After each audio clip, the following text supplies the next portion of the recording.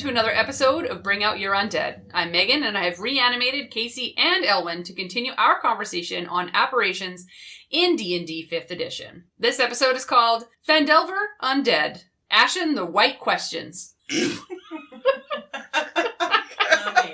I know. Before we jump into it, I want to ask, when you think of zombie apocalypse, how effective do you imagine fire to be against them? Not very effective at all. 100% not. Like, especially... You're just gonna have, flaming, running zombies. Yeah. Like, they're usually kind of squishy, slimy. Yeah. No, it's gonna be like napalm on them and they're just gonna have flaming zombies. Yeah, you have to wait for them to, burn down. Yeah. And then they would just come back to life because the brain isn't destroyed or, their stem they're cells still, not gone. They're just gonna keep going until they physically can't. No, 100%. No, you gotta... No. Zombie... The hard pass, she says. Absolutely not. No. All right, well, that's a unanimous no. So... And I mean, speaking of zombies, and I guess maybe flaming zombies, in 5e we're first introduced to ash zombies in the 2014 starter set and the short adventure, The Lost Mines of Phandelver. That starter set has since been retired, but the adventure has now been adapted to the first half of Phandelver and Below, the Shattered Obelisk. So there's little lore on how ash zombies actually come to be, but there's a little tidbit that isn't canon, that's from the Forgotten Realms on the fandom wiki, that an ash zombie is created when an undead are caught in the eruption of one of the volcanoes in the Crag Mountains called Mount Houtnow.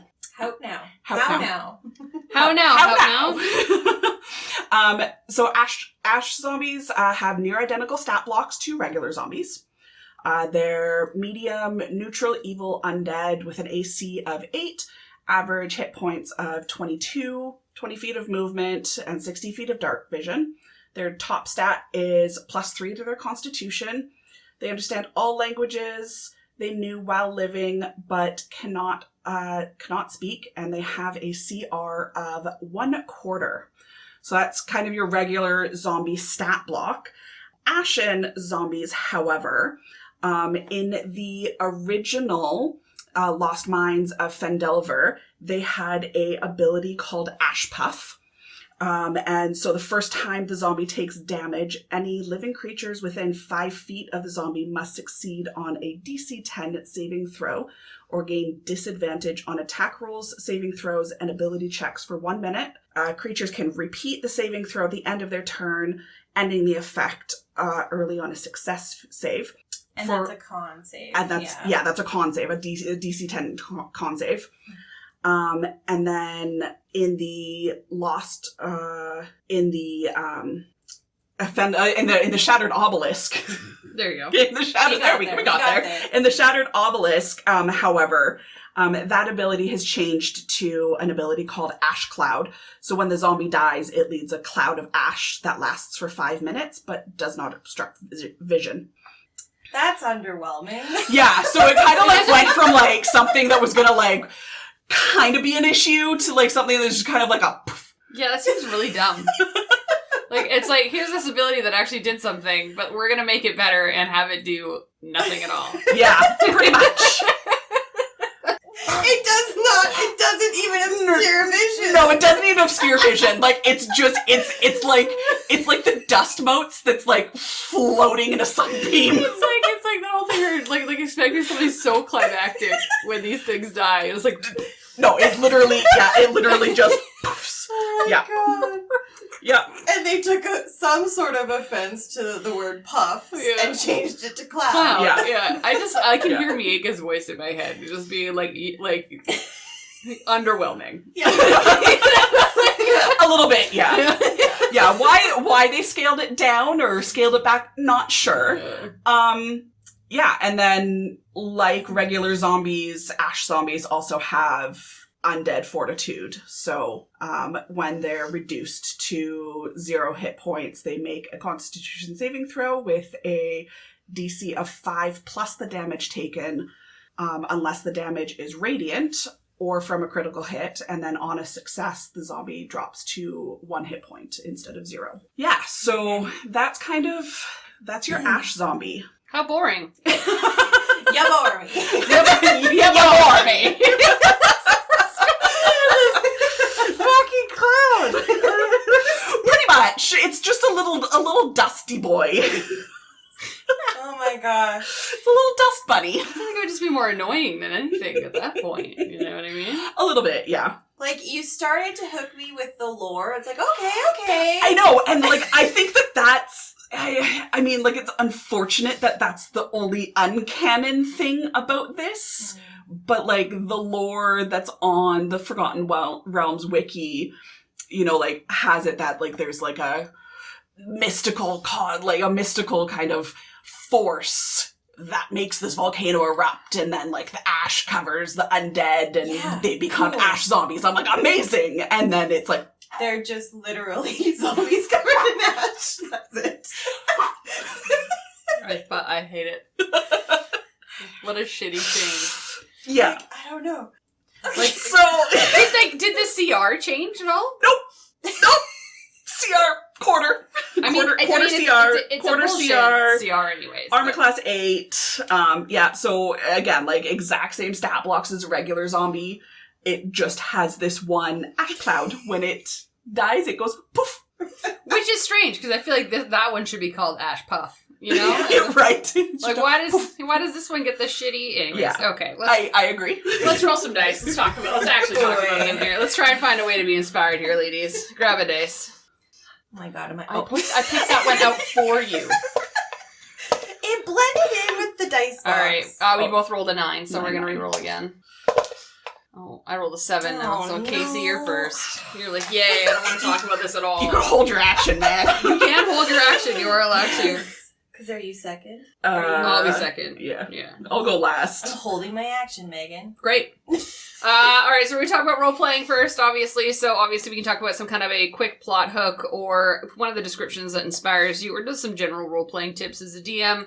Honestly, these are excruciatingly thematic. So you would only really find them at the base of any kind of volcano or where some kind of like deep fire occurred. Like I feel like you could use them if this was like a serious town fire, like a town burnt down. I'm thinking Silent Hill style town burnt. Yeah. So all I can picture in my head is anyone who's a Silent Hill fan is the fact that when you go underground where the bellows of the city are still burning, there are zombies that are still lit aflame. Fair. Shall we say. So that's kind of really where I would use them as a DM. Because the lore is very specific to of the Mount Hot Now, which I think is actually how you pronounce it. Hot now? But I could be wrong. Hot now? But I think that you could use them in where any kind of detrimental fire occurred, where there might have been some kind of necromancy magic being used. Yeah. Right. So let's say like your group is fighting in this area and a very powerful wizard went down in this fire. Yeah. There's going to be possibly some gross, ugly, on fire zombies that exist in this place. Yeah. And I think that they're going to be, in my mind, a little bit slower. Like, what's their speed? 20 feet of movement. So it's, same as a regular zombie. Yeah, I think that I feel I would play that up a little bit more as a DM, and so you can hear the cracking of almost like constantly burning embers, right? You can hear the crackling of a fire happening within their body. So I would definitely play into that. Yeah. If I was a DM trying to explain that they are a little bit different than your classic zombie. Yeah. So. Yeah. What about you, Ehlwyn? So I kind of also was thinking about like where in the world they would be and like where you would encounter them. And I was thinking like a portal to an elemental, like the elemental realm of fire. Okay. Like the actual creation of that portal created like the magical ripple that ended up causing the volcano to erupt, and then that kind of caused the Ashen. So kind of tying into that uncanon lore from the wiki. Yeah. Of like, where are you going to find a portal to the elemental plane of fire is probably in and around something like a volcano or something along those lines in the mountain mountain range and things like that. You're not going to find it in the middle of the ocean. So it kind of works within the environment that it's in. And so you can kind of use that of, you're trying to lead your party to, like your players to they've got some sort of quest that they've got to go to the elemental plane of fire for, and they heard that this portal had opened up. So they're like heading through the actual, mountains and things like that, heading towards it, and then they come across either like a village that's at the base of the mountains before they start heading up into it or something along those lines, or some old ruins, and it's just full of these ashen zombies. Yeah. And there could even be some evil, if you're gonna could be a lich or something that has caused the portal, has opened the portal because for whatever reason it wanted to have access there. Yeah, that's fair.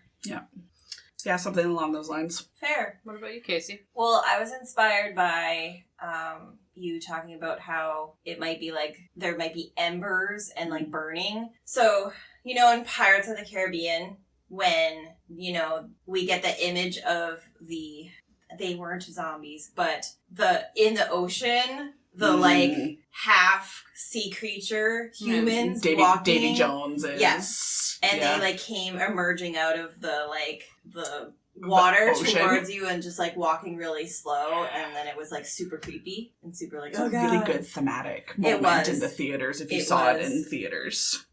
So I'm imagining there's, it's the aftermath of a fire or a volcano erupting, and you do have, it's not the puff or the cloud, but you have just the ashy grayness, and then they're walking towards you, and the first thing you see is the insides of them are still on fire, so it's that glow. It's the center of a campfire. Yeah. It's the yellow-orange embers. Where it's burning embers. The innards. Yeah. But that's what you see. It's there's glowing things coming. And then when they get closer, they're just these burned up ashy creatures, but it's the glow of their insides. Yeah. Yeah, fair. That would be cool. That would be dope. All right, moving on to the exploration pillar when talking about our undead folk. So this can be, again, environmental interactions, talking more about the body horror if you have anything to add, and any of the powers or spells that, kind of look good, or just the dread of it all. You holding your action again? I mean, can we just take the ash puff as it was originally, as the original version? I would. Because why would you make Why would you reskin it? It has one thing. Yeah, it's got one thing that's different, and that one thing set it apart from a regular zombie. Yeah. And now you just essentially made it a dust bunny. Yeah. Yeah. You took away the fire aspect of it and made it the aftermath of a fire aspect of it. Yeah. Which to me does, don't get me wrong, they are called ash zombies, so that does kind of they're called flamin' zombies. Yeah. So I understand why they kind of moved it more in that direction. But as a DM, I would take the old one. Yeah. I just would. Yeah. Yeah, and then I think because all it does is cause a con save, or and on a fail the target gets disadvantage. Yeah. So that's your role playing moment. Mm-hmm. Yeah. But that's when you can really describe the creature lumbering towards you. It's creaking. It's it's mouth hanging open and it's coming right at you. And then it gets right up to you, and within 5 feet, it's make a con save. Yeah. And then depending on how that goes, it's you now have disadvantage. Yeah. So I think that's where you could lean into make that one ability a little more interesting. Here's what I would do if I wanted to make the puff cloud, and by cloud, the actual cloud, more useful. Again, I'm leaning more in the direction of the Silent Hill aspect of things. So now I'm imagining that an environmental effect that these things might have is that it is constantly, the air is just filled with ash. Yeah. This volcano erupted thousands of years ago, but for some reason the ash still remains in the air, and nobody knows why. So your group is going in to go and help clear it out, right? Mm-hmm. So it's hard to breathe. It's difficult terrain because you're walking through ash that can get... I don't know if you ever walked on ash. That shit's slippery. Slippery and thick. Yeah. Like, it's like trudging through snow. Ooh, Yeah. And like ranged attacks would have to always be disadvantaged. Disadvantage because you can't see through it. Yeah. And then con saves for breathing and smoke. Yeah. So those are some things that I would add if you wanted to make them a little bit more detrimental from the exploration point of view of that. Almost giving the ash puff like a layer effect. Yeah, the cloud. Yeah. Shall we say? Don't be mistaken. This is the cloud, not the puff. So the cloud is the one that only lasts for 15 minutes and doesn't abstract. The puff is the one that gives you the con save. So you would be doing the puff, but on an environmental layer. Yes, on an environmental, yeah, for sure. But I would just lean into the fact that it is a puff. Yeah. So. I was also kind of thinking environmental and a little bit on the body horror, but like, I mean, so it says like regular zombies kind of hold the stench of decay and things like that, but like I feel like ash zombies would smell more like a campfire. I was gonna say burnt hair. I mean, like, you could do, like, burnt hair and things like that. Or I said, like, if they're, like, I'm thinking, like, if they're popping up in kind of, like, more urban areas and things like that, like, I feel like the air would just be more dusty and, like, stale. And, like, you know when you walk into a house that hasn't been lived in for, like, decades? When the air hasn't moved. And, like, the air hasn't moved and things like that. And it almost has, like, the that grandmother choking. smell? Yeah. It has, like, that almost, like, choking kind of sense to it. Like, that would be what it almost feels like. Yeah, I can see that. Or smells like. And then that kind of plays into the whole body horror because there is just, you know, clouds of ash that are billowing off of this. And so there's going to be little, like, dust bunny trails that are following it everywhere. Mm-hmm. Yeah. Little poofs. Yeah. All right, the final aspect here we're going to talk about is combat. So this can be anything from what kind of loot would you get from these, or sometimes battle tactics, or perhaps what happens when it dies. Underwhelming. I am underwhelmed. Okay, but did you say, does it have any resistances to necrotic? Did I make that up? No? Nope. So it's got damage immunity to poison and condition immunity to poison, and that's it. Okay, so I know it basically did get, like, burned up, and that's why it's like this, but I would give it resistance to fire or something. Yeah. Just because it's like, well, there's nothing left to burn. So. Yeah, it's already on fire. It's already crispy. Going back to our, like, Already first question, it's like, yeah, don't try fire. It's a waste of time. It's already burned. It's not gonna work. You're just gonna have flaming zombies. Oh, Lord. Yeah, so I might give it that just to make it slightly maybe more tactical and like the spell casting like people. Yeah.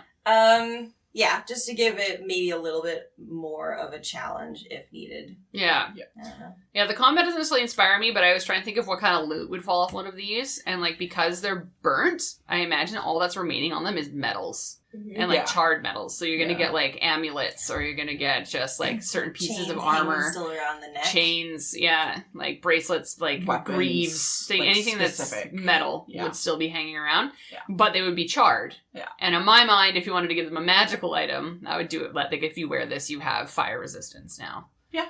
Oh, Like, yeah. That would be a neat little gifty gift to give, especially if you're traversing to go into the volcano that had just erupted. Yeah. It might be a nice little treasure to give them so that they can survive within the volcano when you appear through other legitimately fire-like creatures, right? Yeah. So I kind of was thinking more on the lines of, like, zombie hordes. And, like, how do you deal with zombie hordes, or how do you present zombie hordes to your table and things like that. So, I mean, like, this is really where things like handling mob rules in the Dungeons Master guide, or even, like, custom buffing up ash zombies to be, like, a swarm, and, like, tracking total damage dealt and things like that would be an advantage. So, I mean, they're a CR of a quarter. So super squishy on their own. Likelihood of encountering just one of them, probably pretty rare. Oh yeah, you're fighting a family. You're like a family. I would say, like, I'm also thinking, like, think like Pompeii, Mount Vesuvius, like that entire village ended up being covered. So, like, you're walking through, like, you're looking at, like, an entire village of these guys. Mm-hmm. And so how do you scale that appropriately for your table so that your players don't feel completely overwhelmed, but you're also not tracking 50 different monsters. Yeah. And that's kind of where the mob, like dealing with handling mobs or even just kind of making them a swarm and kind of buffing them up a little bit, multiplying their CR, multiplying or combining their hit points and things like that. And then just tracking kind of like average damage or that sort of stuff would definitely become an advantage. Yeah. Imagine like you've been told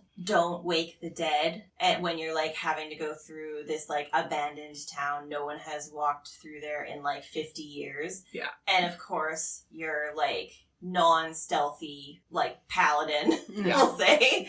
And their clanky armor, yeah, I hear you. Yeah. Yeah. Alerts, and then you just start seeing like the ash you were walking over start to move, Yeah, start to move and then start they just yeah. start standing up, and so you have to decide if you're just like booking it or Yeah. if you're gonna like Yeah. hide or whatever. But Yeah. the more you, like it just gets worse and worse and worse, like you're talking Mines about. of, like Mines of Moria type, Yeah, like and they're you just start everywhere. seeing more and more. Yeah. Yeah, that would be creepy. Yeah. So like that's just kind of Fair. you're gonna encounter a bunch of these guys. All right. Well, that is the ash zombie. So we're leveling up a bit from our 1/4. When a humanoid that is consumed by cruelty and rage dies in an area corrupted by the far realm, it becomes an Ashenwight. They are desiccated husks of their former selves with eyes that glow. Feral Ashenwights retain a fragment of the spark they had in life, but they lack memories or thoughts beyond the compulsive desire to destroy all living creatures they encounter. Tragedy. I love it. And we don't get much more lore than that from the Shattered Obelisk and really anywhere else. This Yeah. is just a very unique, specific Very simple. thing. Yeah. So, looking at their stat block, they are medium undead, typically neutral evil. Despite the desiccated body, they have an AC of 16, a hit point average of 65, and a speed of 25. And their highest ability stat is Strength with a +4 modifier. They have saving throws on Strength and Con, resistance to necrotic and poison, immunity to being charmed, exhaustion, frightened, paralyzed, poison, and unconscious. They understand the languages it knew in life, but can't speak. And they have dark vision of 120 feet, making them a CR of 5. You know what? That's more than a quarter from That our, is is way more more than a than a quarter. quarter. from our way previous more. puff zombie friend. Yeah. 100 times better? Don't math. Nope. My math is wrong. It's after 8 p.m. Don't math. Math's off. What's math? 20 So, times better. They have a There we little go. more than a cloud or a puff, but it's only one action. But they can multi-attack. So Oh. they will multi-attack with 2 necrotic shard attacks, which can be either a melee or ranged weapon attack. The ranged weapon attack will be a 60-foot range, +7 to hit. It deals 1d6 + 4 necrotic damage. If the target is a creature, it then has disadvantage on the next attack roll it makes before the end of its turn. And that is it. Okay. So, I mean, better than a quarter. better than a quarter, better than a puff. Better or than cloud. better than a puff that doesn't obscure your vision. I don't really see why there are 5. I don't see why there are 5 either. I am really glad you think that, because it's like, yeah, we got a 5, but then it's like, But why? yeah, I mean, it's 1d6 + 4 necrotic, +7 to hit. like it can do that twice. Yeah. But, yeah. But I mean, like, I feel like we've come across a couple of other ones that have been, like, CR4, CR5s that have been way heavy hitters. Or And have an ability that's a Or little have more an- detrimental. Yeah. Like I things feel with like- life drain and shit like Yeah. that. Like, we're not Yeah. seeing any of that here. We're not. And We're not seeing any of the typicals, no. No. Yeah, and I don't want to be critical, but I feel like I have read this already with another undead. Like, I know it's the tragic story about, like, being angry and then dying and I feel like it's very stereotypical, just But, What do you Just mean the undead have generic unfinished undead. business? How strange that Yeah. that might happen. Here, it's let's roll some bitter. dice. Let's try and find a good thing to talk about here. Oh my god. What I have an 8. 3. You have 3, and you're All right, 6, so I'll go 6. first. All right, let's put these dice down. All right, so first we're going to start talking about, of course, roleplay. So let's talk role-playing tips attached for these things or any kind of plot hook that you might think. The role-playing aspect is the languages part for me. I think that it's hilarious that your language, yes, Casey, specifically your languages. No, I'm always interested in things that understand languages that they knew in life but then can't communicate them or talk. That must be so frustrating. And this one doesn't have telepathy, correct? Nope. No. So this is just like a relic. Because there are some undead that have the telepathic as a switch off. Mm-hmm. This one doesn't have that. So this one is kind of like... But at the same time, because it has such a desire to kill and just murder... It's not going to talk It's not going to stop to listen to the words coming out of your mouth anyways. No. Like, so the only way I can think of as a DM to kind of give clues that it understands what you're saying sometimes is that if one of your players turns to someone else and tells them to run... It's going to be like, it's going to turn its attention to the creature that it now knows is going to start running. Mm-hmm. Right? So as a DM, it's going to want to kill everything. Yeah. So if one of your team members says, squishy character, run, it's going to be like, well, then I'm going after that. Mm-hmm. Yeah. Right? So, and because it pivoted, it kind of gives that little understanding this thing does understand the words that are coming out of your mouth. Yeah. But isn't necessarily wanting to speak to you. Yeah. Correct? But that's kind of a thing that I might like to play into and play. But yeah. Cool. Who's next? I think it was me. I kind of like making this a connection to the backstory, like whoever this was, in the sense that consumed by cruelty and rage in life. It's like, okay, so this was your asshole father who you hated so much, ruined your childhood, you escaped, you became better things, but you always have carried this bitterness, and you don't ever know what happened to your father. Hello, here he is. Yeah. He got fucked up and became an Ashenwight, and then has they have a fragment of memory that you might be a relative, but it doesn't matter. Yeah. But it already hated you as your father. Yeah. So it's gonna hate you like tenfold as a feral. Yeah, hear me out. Get your revenge story. Okay, hear me out. So it is your father that you hate. You left in a rage, and in you leaving, the wife leaves. And then in a rage, he starts kicking things around the house. The house lights on fire. He dies in the fire. Rises as a die in a fire. Literally dies in a fire. Yeah. Rises as an Ashenwight, and then like is now coming after you. Yeah. Right. Oh boy. Yeah. And you have no idea why, and you don't know that it's him. You're just being chased by this thing. Yep. Yeah. And you can spew, you can say all that you're gonna say to it to try and like remind them, and they are going to understand what you're saying and have no way to communicate back. Yeah. There you go. Yeah. Boom. Tragedy. Trauma. We love the trauma. Love the trauma. That's kind of, that was exactly what I was thinking, was that this is just definitely going to be somebody that you had beef with before, and they've died and you've got beef with them again. Or they're going to be like a super, just like, narcissistic, rage-fueled, like, Cruella de Vil type character. You know, that was, This is the PC that you played with in a dungeon crawl that died, and it's your fault that they died. Yeah, essentially. Yeah, this is the narcissist that always played the victim and thought that they were wrong and was just rage fueled and was coming back to. We've had a lot of narcissistic talk on our Undead episodes lately. This is therapy for me, man. It's fair enough. All right, exploration pillar for these folks. So anything environmental, body horror, or potentially any of its abilities that you kind of like to play into. I think for body horror, speaking to the fact that they're very like sunken and the glowing eyes. Yeah. I know we've talked about glowing eyes on a couple of our Undead around, but like the imagery for them is legitimately creepy. Like because they're kind of still very humanoid, but they're just like ghosty looking. It's kind of like you know that Christmas Carol, the Ghost of Christmas Past. Yeah, that's Bob Marley. Yeah. No, not Bob Marley. Not Bob Marley. I'm trying to remember because wasn't the Ghost of Christmas Past Ebenezer Scrooge's old partner? I don't know. I only know the Muppets one. Yeah, I'm thinking of the Muppets one. Yeah. Yeah. Like, what do you mean? It's Kermit. I'm just like, is it Kermit? No, Kermit is. No, isn't it the like half hawk hook nosed guy? Like I don't fucking know. Anyways, it's the cloak for me. Let's just call it. It's the cloak and the glowing eyes for me, right? But I feel like they would have chains and things that make noises in my mind that they are coming after you because they are all about the terror, all about the scaring you, all about wanting to, like, cause chaos and pain. Mm-hmm. So I feel like they're not going to be secretive of the fact that they're coming towards you. Yeah, they're going to be the fast zombies. They're not faster than you typically because they're 25 feet. No. They're, like, going to be the scary fast zombies, like 28 Days Later. Yeah.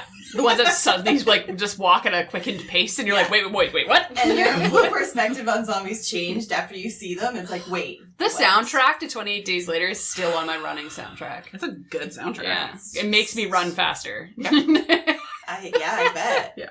Weirdly enough, because we're talking about zombies, have you guys ever heard of the app Zombies Run? I was going to say, I literally was just about to say, I'm like, there is that app that is Zombie Run that essentially put you through zombie scenarios to encourage you to run faster. I used to, when I lived in that weird place by Metro Mall, whenever I would run in the forest, I would listen to it because it would make zombie sounds and it makes you run faster. Yeah. It's hilarious. Anyways, Zombies Run, great app. Thanks, guys. But yeah, whose turn was it for exploration? That was mine. So Casey, you're next, yeah? Me. Yeah, I think though they don't have a like aura or a layer action of any kind, I feel like when you get into the realm of where they are, you have instant like high anxiety and dread. Yeah. Like there is just that rage emanates into the area. Yeah. I think you might see like with a Seer of 5, you could get away, depending on the party size and everything, with just, like, encountering one. Mm-hmm. But I think this could also compile, because they're not super complicated. Yeah. So you could probably stack a bit. Mm-hmm. True. But yeah, I feel like wherever they are, whether they're, like, hiding and, like, stalking you, and then they're coming in for the kill, there's going to be, like, that sense that you're being watched, like, that something bad happened here, that there is true evil shit. Dread. Yeah. I would play on that. I mean, like, the one thing that kind of sticks out is, like, they've got 120 feet dark vision, so they are 1,000% going to see you before you even think that they're there. It's the glowing eyes. But I mean, like, even with the glowing eyes, I mean, that's what I mean. What do your glowing eyes see? That's all in my head. Well, oh yeah. What do your elven eyes see? What do your glowing eyes see? So, I mean, they are feral. They're going to want to attack you no matter what. But I feel like they're going to use their strength to their advantage, and they could potentially be ambushers. Yeah. You know? So... I like how we went opposite directions on that one. Yeah. You know, like, they've got 120-foot... dark vision, so they're going to be setting themselves up for as much success as they possibly can to be able to ambush you. Yeah. And to be able to strong arm you into and they dying. They are into the deafening. Into the death. Stronger than you probably expect by looking at them. Like they don't seem to look, because of the cloak, you can't quite tell if they're like gangly and like gross. They maybe are more beefy, but I mean, like, they're something behind them there because they're fueled by their rage and things like that. They're essentially like a dead barbarian in rage mode. But that's the thing, is that's the thing you have to think about, and that's a good DM tip. Like, you have to remember that these were existing PCs, party members, active people of society, so on and so forth. So these could be Loxodon. These could be, you know. Ooh, yeah, because it just says humanoid. It's just humanoid. So these could be any sort of creature. This could be, like you had said, like, you know, a PC. It could have been a barbarian PC that died when in rage. Yep. Yeah, I think that's how you make this more interesting. Yeah. So... No, I like it. We did talk about, you did mention a couple of tactics around combat, but we'll kind of go through the combat area if anybody has any other thoughts and feelings around it. I feel like the loot on these ones would definitely be, because they are risen from previous characters or previous existing folk, they're going to have their ancestral sword on them. They're going to have, like, their amulets. They're going to have some kind of a magical ring, what have you. They're going to have some sort of, they could potentially have some sort of legendary item on them. Yeah. I think that would definitely be a benefit for having to deal with these guys. Yeah, precisely. Yeah, that's cool. Yeah. I do like that they, like, at least they did give multi-attack for 2 attacks, but then they also made the weapon melee or ranged, so I think you could also, well, you want to use it for both, but you could do the imagery for both too. Like, what does a ranged necrotic shard look like? Like, what spews from their hand or whatever. And then when they grab, like, do they grab onto your shoulder and then, like, you just see this pulse of green energy into the person? I mean, it's only got one thing. So so you can kind of play up how does that look and like, then going around the ambush idea that you had, Ehlwyn, it's like, okay, maybe there's some that jump down and go in for the melee attack, but then you see these motes of green light coming in from afar that are coming in and landing on you as well. Like the fire arrows and then in the like dead of night type thing. Yeah, like that's what you see. And then you see the glowing eyes. Yeah. Yeah, because I mean, I feel like while it's a notable feature, from a distance, glowing eyes isn't super distinguishable. Like you can't really quite make out your like. It could be an animal. It could be an animal. It could be a reflection. It could be a glare off of something. Yeah. Like it could be explained away in so many ways. So even with a higher perception roll, like I feel like the CR, like like the actual CR on that roll would have to be pretty high. Yeah. But yeah, I don't know. Like I feel like you could play these guys in so many ways because it would be so dependent on what their backstory is and like who it was. Yeah. Because again, like they hold some sort of little mote of who they once were. So they're going to be retaining some of their martial discipline, depending on what level they died at as well. Like if this was like a level 17 barbarian, good luck. CR5 kind of makes sense. Mm-hmm. Yeah. So I mean, I think it's kind of scalable in that way. So I think that you have as a DM a lot of playability when it comes to how you actually want to flesh these guys out. A little more customization. Yeah. Fair. It's fair. Speaking of customization, I'm going to talk about another little Ashenwight here. I'm going to talk about the Psionic Ashenwight. Basically, this is something that has to happen when all the cosmic stars align, and I mean that in a very strange way. Basically, to make a Psionic Ashenwight happen is they have to have died in the same way, so full of rage and full of anger, but they rise near a crystal vein that is infused with an aberrant power, which causes them to develop psionic powers. So if you look at the imagery in the book, you see the one that has the crystals coming out of it? Yeah. That's what it is. So that's the Psionic Ashenwight. So the glowing green crystals that you see coming out of them, that's because they were risen in front. I think I have it here. It's that one. Yeah. Yeah, it's the little golem guy compared to... In comparison to the cloak, like that one. Yeah, it's the one with the crystals in it. Yeah. Yeah. That makes sense. So... that levels up the creepiness. A little bit. A little bit. Especially when it's coming out of its eye. Yeah, because I was going to mention, they're a little more creepier than the regular Ashenwights, mixed in with, like, the, what was yours called? Feral. Yeah. But they are different in the way that they are completely separated from who they were in their waking life. So they have no memory of who they were. Whereas the feral kind of had a memory of who they were. And fragmented that, and kind of like you can pull on that aspect of their characteristics somehow. These ones have no connection whatsoever. So some exist only to legitimately actually find what happened to them in their waking life. Because they have no idea. So they're seeking their memories to try and figure out what happened. Or they're just trying to spread the word of their cool psionic powers to other Ashenwights. So they just brag to basic bitch Ashenwights. Do you have time to talk about our Lord and Savior, the psionic powers of these aberrant crystal veins? Like... the feral Ashenwight's gonna be, what the hell happened to you? Yeah. What are you talking about? Coming out of its head. It's like, what? But it can't speak, so it's just gonna point to it. Like, what is going on? Oh, Lord.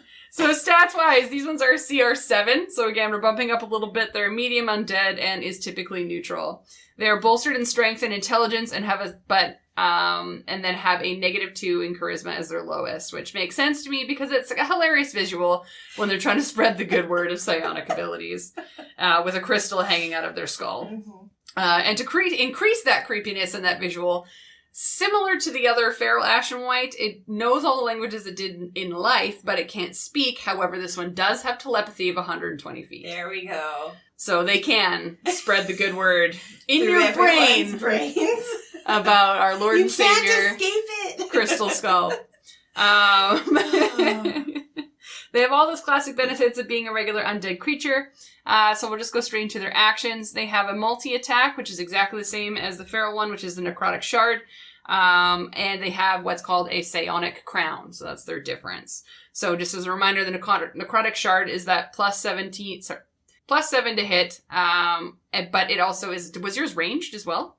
Yeah, so it has the 60-foot range attack, and it's still only 1d6 plus 4 piercing damage, 2d8 necrotic damage, and then, so I think that's an add, is necrotic damage. Necrotic damage, yeah. And well, then, this one, it was just straight up 1d6 plus 4 necrotic. Okay. So that's a boost. So it's a bump. So that's a boost in necrotic damage. Piercing and, plus necrotic. Yeah, and then... Because of those crystals. It's because of the crystals, man. It's just pulling crystals The and whipping power them at of you. the crystals. Yeah.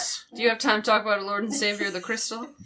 And then this creature, same thing, has disadvantage on its dex attack roll. The psionic crown, however, get this, is a psionic crystal crown that will appear on the head of a creature within 60 feet. It's a DC 14 wisdom save or be charmed for 1 minute. Oh my god, a tiara. I'm wearing a tiara. And that is when you fail. You're safe. So it's almost kind of like the Crown of Madness. Kind of. So the effects that it does make you sluggish. Yeah. You can't take reactions. Your speed is halved, and you take 2d8 psychic damage at the start of each of your turns. Yeah, you become a passenger princess? Pretty much. They can say, basically, and then they can, so at the beginning of each of their turns, they take the 2d8 necrotic damage, psychic damage, and then at the end of their turn, they can attempt the save one more time. Otherwise, it lasts for a minute. Now that is a CR7. That's a dope ability. Yeah. That's a pretty cool one. Otherwise, they are psionic spellcasters, but all they have is Mage Hand and Calm Emotions. Why would they do that? I don't know. Their rage. To lull you into a false sense of comfort. And so that they can sit there and talk to you about their Lord and Savior Crystal Skull. In your mind. And you can run away, but they can still get you. Exactly. After 100, you can still hear it. Think about the good things just coursing through your veins. Come back. Come back. But that is the Psionic Ashenwight. Oh. Ooh.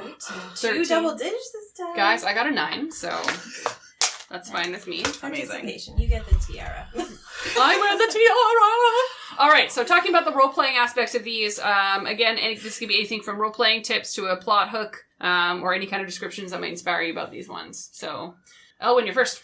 Okay, so roll with my train of thought. What is it? Aberrant Mind Sorcerer.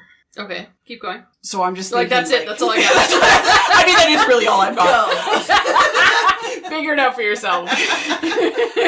So you have a class of sorcerer that's the Aberrant Mind Sorcerer. Yeah. So I would assume that they would have, like, some sort of, like, power crystal or something like that they had in their previous life. They go crazy, they go mad, they're enraged. They die. They die, and, like, these guys, they were Aberrant Mind Sorcerers and then become psionic. And then they're just like, can't leave the crystals behind. And Pretty they much. just start, like, embedding them in their body. This is going to be a dumb question. Don't yell at me, internet. Sorcerers, can they seek lichdom too? Or do you have to be a wizard? I don't know. Typically, I think it is wizard. I think it is wizard. Yes. Because I was thinking that would be really cool if it's just one that was pissed off that it didn't reach lichdom and it died. Yeah. Or it's it pissed found off out that it can't. Yeah, I was going to say, that's what I was going to say. I've been studying for years. Or it's, like, super jealous of the wizard and is like, what do you mean I can't be a witch? Or a lich? I will kill you in your sleep. Yeah. Yeah, so I mean, like... Dream just taken away. It's like... The rage. I feel like it's just one of those things that, like, this is one of those, like, rare occurrences of, like, all the planets need to align to be able to release the Titans from the cage that Zeus left them in. It does have that energy. You know, to like, it It totally does. has that energy to it. So I'm like, but how do you really kind of recreate that? So, I mean, you're kind of getting a little bit creative with, like, how do you have that aberrant power available? I'm assuming because it's within In-game. you find them within the Shattered Obelisk as well. Yeah. Which, Probably crystals yes, a everywhere. lot. I mean, yes. so... I like where you're going with that, and I would even push it that you are told you've been sent on a task and there is a timeline because you must get to this one location and open this one doorway when these stars align, or like whatever you said, align. And you have just been completely bamboozled on what it releases because what actually rises is one of these, or maybe more, maybe multiple, but you were expecting to like free or raise some good deity or something, you know, something that was absolutely not that was actually there. And so you are just like ambushed by these Psionic Ashenwights that come out instead. Yeah. I honestly, as a DM for role-playing, I would just lead into the fact that they constantly want to talk to you about the crystals of the earth. Like, I would have to. Like, it would be the first thing that you hear as you step into its 120-foot range. And they'll be like, you just hear a whisper in the back of your head. It's like, do you have time to talk about our Lord and Savior, the crystals of the vein? And I'd be like, wait, what? Crystals of the vein. Crystals. Yeah, absolutely. Like, I would just lean into that part. Yeah. But I do like the fact that they, the other thing that they're going to seek is the fact that they want to figure out what happened to them in their real life, right? Yeah. So I could almost play it as a DM that they're completely harmless. Like, I would almost flip it. I know that they're written as being chaos-seeking and wanting everyone to die, X, Y, Z. But I really enjoy the idea of one where it's just, like, existing. Because it's like, I would like to figure out what is going on in my life. Because technically, rules is written, they're neutral. Yeah. So, in my mind, they're just like, yeah, I'm just going about my life trying to, like, don't get me wrong, if you piss it off or get in its way, it's gonna be like, okay, well, I'll kill you now then. Yeah. That doesn't bother me none. But I think Here's a crown. Here's a crown. Here's Fuck a off. crown for your time. Yeah. Yeet off that cliff, thank you. But yeah, that's how I would play it. It is neutral until proven that you're getting in its way. Yeah. Is how I would do it. Whereas the feral one would be very much, it's feral as fuck. It's in its name. Yeah. But this one would be a little bit more calm and collected in the sense of, I do actually kind of want to communicate with you because I want to find out what happened to me in my real life. And if you figure that out for me, I will give you a boon, perhaps. Yeah. Have you ever heard of the gift, the crystal of the vein? Does it come with crystals? I will give you a bag of crystals. Imagine, before we move on, it has gotten, like, some goblin followers or some kobold followers. I was thinking kobold. Yeah. And it's being... crystals. Yeah. And they have just been, like, brought in by the shiny things. Oh. And then this thing talks in their brain and they're like, holy shit. Okay, this thing is legit. And it's sending them off to find information on its past. Yeah. And it's just like, yes, I will stay here. You go. Yeah. So you find this little cult that's like worshipping the crystal. Ashenwight, and then when you rock up, it's like, what is going on in there? And it's like, I really don't know how this happened. The kobolds will be obsessed and say, like, the crystal, kind of like the claw from Toy Story. Yes. And you're thinking in your head, this is going to be a giant crystal. And you get there, and it's just, like, one embedded crystal. Like, this tiny, like, fist-sized crystal just in the wall. And it's like, oh, great. What a waste of my fucking time. I just think that would be hilarious. Yeah. Yeah. Speaking of crystals in the walls, exploration pillar. So, of course, anything from body horror to environmental interactions, perchance, or just anything that inspires you in this aspect. I mean, like, I feel like the crystal is, like, we've now played up the crystal as such an important part. It's an important piece. It is part of the beast. It is, like, it is what drives it. I just feel like it would almost have, like a my precious kind of, like... Don't touch my crystals. Don't touch my crystals. My bubbles. Like, my bubbles. This is my dragon hoard. Like, don't touch my crystals. Like, go total, like... Don't touch my crystals. You would hand it shiny things and be like, this is not a crystal. Yeah. This is not the same. This is, yeah. Yeah. Like the kobolds, like, come up with, like, thousands of crystals and shiny things. Just a regular granite rock. A crystal? This is not a crystal. This is not the crystal. Yeah. I feel like, because you are finding it in this obelisk, Shattered Obelisk, the environmental interactions is, you know, one of the things that could potentially trigger it is you messed with its rock collection. Yeah. Mm-hmm. Yeah. I almost imagine the same things like the myconids where if, like, you hit one, all of them feel it. Yeah. I feel like if you disrupt the crystals. Yeah, if you hit the vein that brought it back to life, it knows that you're in its area. Yeah. Like, that would be an interesting. Yeah. It's psionic, right? Yeah. Like, I feel like that fits. Yeah, it does. Yeah. Yeah. And I would totally make the like the crown, because the crown appears, right? Yeah. And so if you were to, I'm moving on to combat, you just deal with it. That's fine. Fuck you, Casey. Breaking the rules. That's fine. Fucking feral. If you kill board. it, I'm kind of going with like a spin on body horror, but then it ultimately ends in loot. Like, say the crown appears on your head, but it actually, like, embeds itself Mm-hmm. It like digs in, so it's stuck on your head. Yeah. And then if you have that happen to you and the Ashenwight dies, that actually becomes like just a mundane crown. But you have to like, you take some damage when somebody tries to like rip it off your head. But then you have like a crown that's like actual crystals. You have a tiara. And it does absolutely fucking nothing. Like, it's not magical, but it's just a really nice crown. It just becomes a mundane, nice, pretty thing. Yeah. That's real. If you are under the like charm effect and you have failed, yeah. and you now are wearing it and you are loving it. If somebody kills this creature, you get to keep it. Yeah. I was really into the fact that like when it would throw, because it's ranged attack, in my mind it's throwing the crystals that are embedded in its body. So the body horror aspect, same thing. Body horror leading into combat. It rips these crystals from its like skull or from its arms, like, jab into you or throws them at you, and like they embed into your head, and that's the crown that then forms around your head. Oh yeah, right, like almost like you see the crystal veins like run through your scalp, like you would on you would in like a cave wall, right? Yeah. You just see that happen. Wow, that's even more horrific. That'd be really cool though. And it glows, and like, ooh, crystal. Yeah. And then, like, the kobolds will, like, fall down and start praying to you, because you're wearing... And that's the thing. If the battle ends and you beat it, yes, you now have this pretty crown. And if you wear that and a kobold sees it, that is of this cult... Master! Oh, yes. And that is how you get kobolds on your team, ladies and gentlemen. Yep. Talk to your kobolds. Amazing. But we both kind of talked about combat. I don't know if any of us have anything they want to add to for combat for these ones. No. I mean, its crown ability is kind of the cool thing about them. I mean, its spells are not that great. Mage Hand and Calm Emotions. Yeah. Again, I think the Calm Emotions is more along the lines of where I was leaning into, where it wants to talk to you to find out where it existed in life.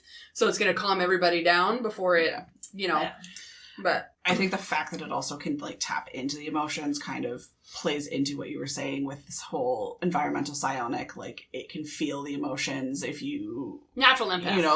Essentially. Yeah. So like it's very connected and things like that. So it could... use the actual environment and the crystals to help magnify that calm emotion and things like that as well. So you can kind of play it that way. For sure. Cool. Dope. All right. Well, before we get into rankings, it's worth noting that there is also a dwarf skeleton in Phandelver and Below, the Shattered Obelisk. When compared to regular skeleton, it is a little bit stronger, a little bit less dexterous, and it has advantage on saves against being knocked prone. Then, once you've replaced the normal skeleton's short sword with a battle axe and give up the short bow, it's essentially the same stat block. Great. Amazing. Just a little extra thing. It's like, okay. You bore me. Leveled up, but still boring. So, on a scale of 1 to 10 desiccated corpses, how would you rank these creatures as part of the undead landscape in D&D 5th edition, starting with the original Ash Zombie? And I've been told, as a reminder, that I gave Zombie a 2.5, and Peps gave it a 4.5 on episode 2. Less than that. A 1. Yeah, I think it's because it's more... I feel like, how cool is this going to be? And then it's just like so... It's a dust bunny. Yeah. 2. 2. Yeah. I'm going to put it below Casey's rating of 2.5. Yeah. I blow on it and it goes away. Yeah. Ehlwyn's like 1. I'm out. I was like, fuck this guy. I'm out. I am more... Yeah, me, no respect. I feel like I am more excited about, like, the environmental aspect of, like, having these as, like, a horde, maybe, in kind of, like, a Pompeii-esque, like, decimated town from a volcano type thing than, like, actually just being intimidated and scared by it as a being. Yeah, true. And so the Ash Zombie updated even less. Like, it's worse. Yeah. So I guess like the original had like the better ability. So okay. A 2 on that one, a 1 on the updated. Agreed. Because it is just a poof. Wow. Not often does it get worse with the upgrade. Just a dusty boy. I think we just have to like feel full strong that it got worse. Yes. And it's not that good. Yeah.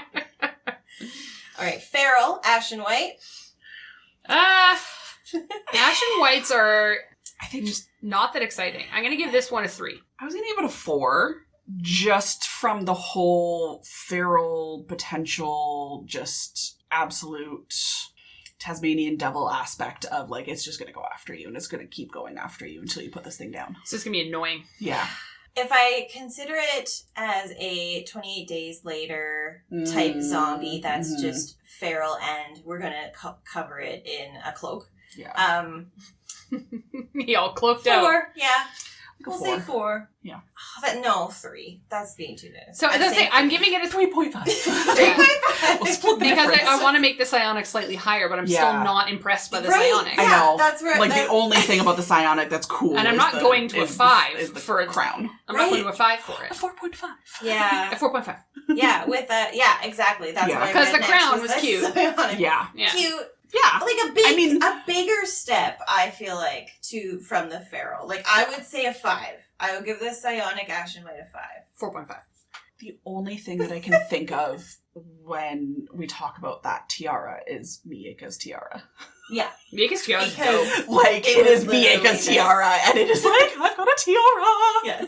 And it is legit, like, quartz crystal. Yeah, 100%, like, rose quartz crystal, like... I wish I was bold enough to wear one of those on a daily basis. Yeah. But I am not.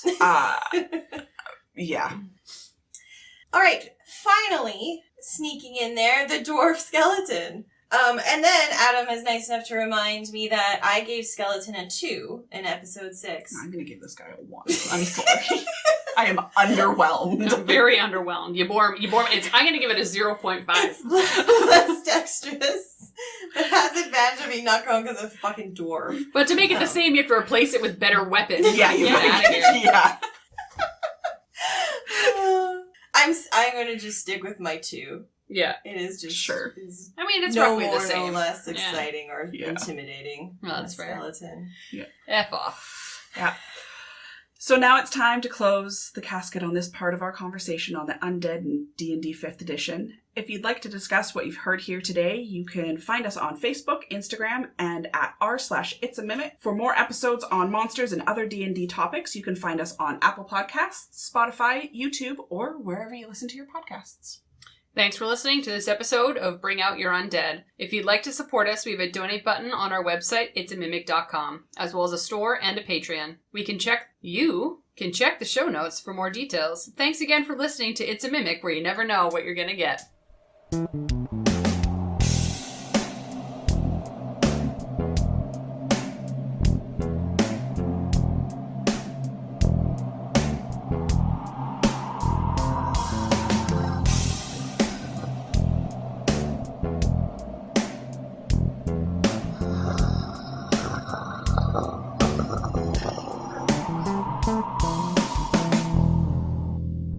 My internet just closed. Hold on here. Why you gotta be like that, laptop? You're a piece of shit. My section is Dells. like, for the very first time, it was estimated at 8 minutes. It won't be 8 minutes. Like, Mine's short as well. fuck all. Yeah. No, there's fuck all on these as well. This Which is only was a supposed, this is only pleasant supposed to be an surprise. hour-long episode, so Yeah, I'm not it's overly worried a about it. itty-bitty one. Yeah. Yeah. I hope Where I so. have the most content is I actually wrote out my like dice roll shit of like what I'm gonna say for like what's the inspiration. Oh, look at you! I actually wrote out that because I was like, I was playing on the fly. no, I always fumble with a lot of that shit, so I actually wrote it out. Yeah, So it was when I me, first yeah. started doing this podcast, I would write it all out, and then like for each one, and then eventually I just gave up on it after a while. I would try to sometimes... Depending on the topic. Yeah. Yeah. Like for these ones, I was like, what the fuck am I gonna talk about? Yeah. Well, and that's why I didn't, because I'm like, I hope your guys' is more interesting than mine. But let's get into it. They're all about the same, so. Because I'm just like, there's not much here to work These with. ones, yeah, no, there's not a lot on these ones, which was why I was also freaking out, and I was like, am I like writing over somebody's notes? I'm like, what if you write this? I'm like, did you write it for me? I'm like, thank you. No. Get out of here. Not doing that for you. All right. Everybody pause. We're going into the Feral Ashenwight. So still in Phandelver and Below, the Shattered Obelisk. But this has a little bit of lore. First starting with the Ashenwight itself. They rise when a humanoid is consumed by cruelty and rage. Nope, I'm starting again. We're going to start with just the straight up Ashenwight. And the Ashenwights rise when a humanoid is consumed by cruel... Oh my god. Drink more wine. You good? Drink more wine. It's been a while. It's my first day back. Starting with just the straight Ashenwight, they rise when a humanoid is consumed by... I need to change this. What's your struggle? This doesn't make sense. Okay. When a humanoid is consumed by cruel... Why don't you say when the humanoid dies and is Consumed by cruelty and rage. Adam, I swear I'm not drunk. I'm just tired. Okay. It's been a long year, guys. You know what? You're not wrong. It is only May, and I'm done. Don't get me wrong, I'm also reading your note, and I'm like, that doesn't make any Yeah, sense. I know. I was also trying to read it, and I'm like, when a humanoid is consumed by cruelty and rage, dies in an area. Well, no. I mean, like, if you add some commas in there, There's so an some proper Ashenwight half-breath rises when a pauses. humanoid is consumed by cruelty and rage. Did you just say humanized? Humanoid.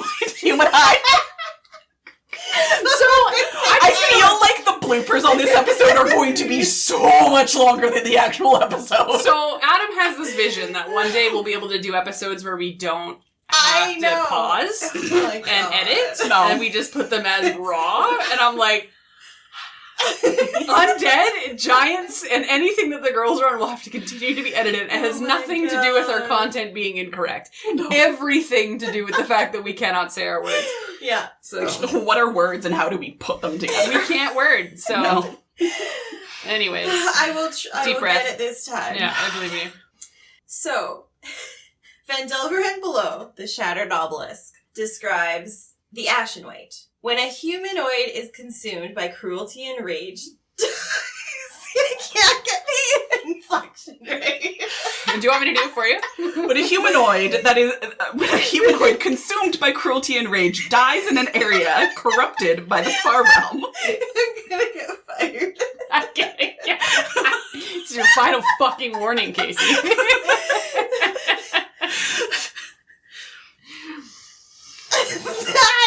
That's the word that was missing. Okay, I got it this time. You got this. Adam can splice something from that. When a humanoid that is consumed by cruelty and rage dies in an area corrupted by the far realm, it becomes an Ashenwight. Fuck you, Casey. Breaking the rules. That's fine.